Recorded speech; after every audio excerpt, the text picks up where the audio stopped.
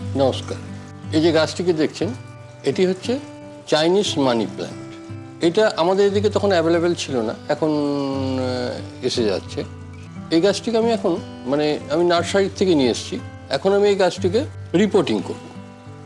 আমি যখন কিনলাম তখন অনেকগুলো গাছ ছিল, তার মধ্যে এটাকে চয়েস করলাম এই ভেবে যে এর মধ্যে অনেকগুলি ছানাপোনা রয়েছে, মানে ছোট ছোট চারা এর রুট শেকড় থেকে বেরিয়েছে। যতদূর সম্ভব শেকড় থেকে চারা তৈরি হয় অটোমেটিক্যালি। তাই আমি এই গাছটাকে নিলাম। আমি এখন ওইগুলোকে আলাদা করে আলাদা আলাদা পটে বসিয়ে এটাকে রিপোর্টিং করব। রিপোর্টিং করার সময় একটা জিনিস মনে রাখবেন যে ওরা যে মিডিয়াটাকে ব্যবহার করেছে, প্রথম দিকে সেই মিডিয়াটা ব্যবহার করাই ভালো। যদি আপনার অভিজ্ঞতা থাকে যে না ওরা ভুল মিডিয়াতে লাগিয়েছে, জ্ঞান থাকে মানে প্র্যাকটিক্যাল অভিজ্ঞতা, তখন আপনি আপনার মতো মিডিয়াতে ব্যবহার করতে পারেন, লাগাতে পারেন। কিন্তু না জানা থাকলে সবসময় ওরা যে ধরনের মিডিয়া ব্যবহার করেছে সেই ধরনের মিডিয়া ব্যবহার করবেন।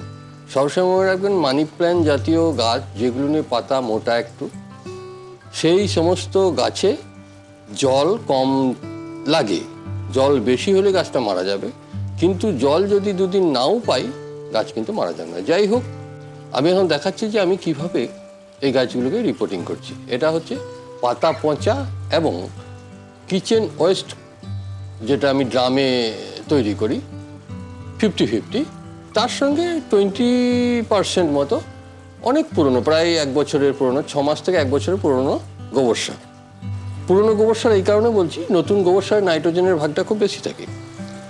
যে সমস্ত গাছের ক্ষেত্রে নাইট্রোজেনের ভাগ বেশি প্রয়োজন হয় সেই সমস্ত ক্ষেত্রে নতুন গোবর সারটাই ব্যবহার করতে হয়। কিন্তু যাদের নাইট্রোজেন অতটা প্রয়োজন হয় না সেই সমস্ত ক্ষেত্রে পুরনো গোবর সারটা ব্যবহার করা ভালো। যাই হোক, নাইট্রোজেন প্রয়োজন প্রত্যেকটা গাছেরই কম বেশি আছে। এখন এটা দেখছেন যে একদম একটা পলিথিনের মধ্যে রয়েছে, পলি প্যাকের মধ্যে। আমি পলিথিনেরই এই ছোট ছোট প্যাকেটগুলো ব্যবহার করব, ছোট টবগুলো। এগুলো হচ্ছে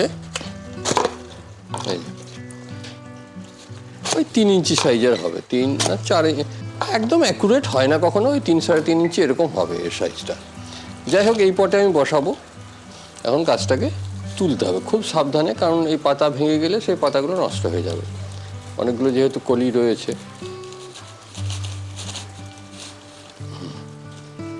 এবার আস্তে আস্তে আমার এই চারাগুলোকে আমি আস্তে আস্তে আলাদা করে নেব। দেখুন এই যে ভেঙে গেল, তার মানে এর ভেতর এই অংশটা এর মা গাছের সঙ্গে জড়িয়ে ছিল।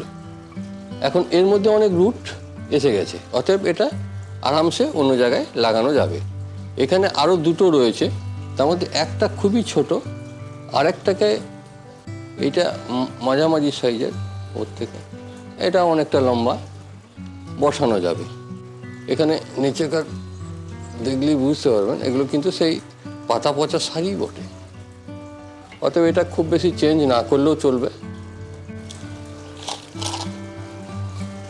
এবার দেখুন আমি কিভাবে বসাচ্ছি।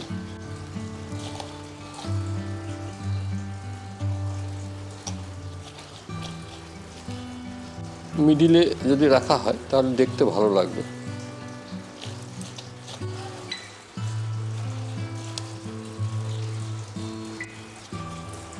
ব্যাস,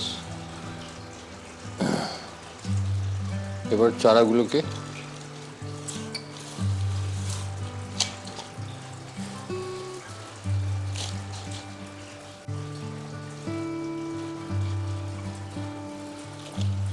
এটা টুক করে নামিয়ে দেওয়া, এর বেশি কিছুই করা যাবে না, কারণ এ অটোমেটিক্যালি শিকড় নিচের দিকে ওর ইয়েতে ঠিক চলে যাবে।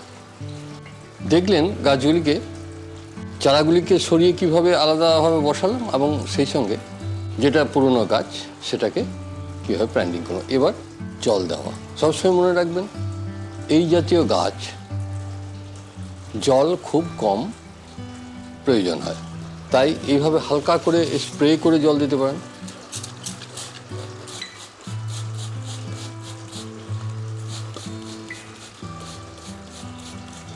কেবল ময়েশ্চারটা ধরে রাখবে। আবার এইরকম যদি স্প্রে না থাকে এরকম বোতলে করে এইভাবে হালকা হালকা করে উপরে জল একটু ছড়িয়ে দেবেন, খুব বেশি নয় কিন্তু, মানে জলে একদম ভেসে গেল এইভাবে জল দেওয়ার প্রয়োজন নেই। ধন্যবাদ। আবার যখন আপডেট দেবো তখন আবার দেখা হবে।